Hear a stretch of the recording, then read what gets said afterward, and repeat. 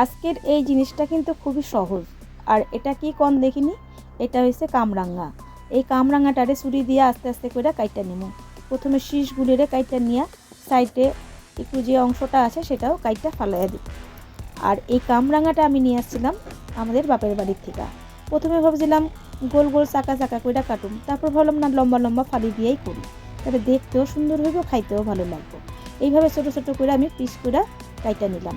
আর এত ভালো খাইতে কামরাঙাটা, কি মিষ্টি টক কামরাঙা তো খাইছেন, কিন্তু মিষ্টি কয়জন খাইছেন অবশ্যই কমেন্টের মাধ্যমে জানান। আমাদের একদম বাপের বাড়িতে আমার দাদা নিজে গাছে এই ফলটারে তৈরি করছে।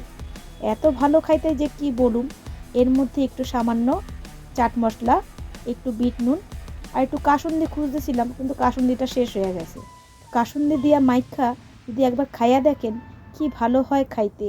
আর এই কামরাঙাতে কিন্তু অম্বল গ্যাস এগুলো কিন্তু অনেকটাই কমে যায়। যারা যারা কামরাঙা খাইতে ভালোবাসেন অবশ্যই কমেন্টের মাধ্যমে জানাবেন। অবশ্যই এইভাবে একবার কইরা দেখেন এবং খাইয়া দেখেন, তার টেস্টই অন্যরকম, খাইতেও সুস্বাদু। অবশ্যই ভালো লাগলে শেয়ার কমেন্ট লাইক করবেন আর একটু সাপোর্ট করেন এবং পাশে থাকেন। আমি আরও নতুন নতুন সহজ কিছু নিয়ে আসুন।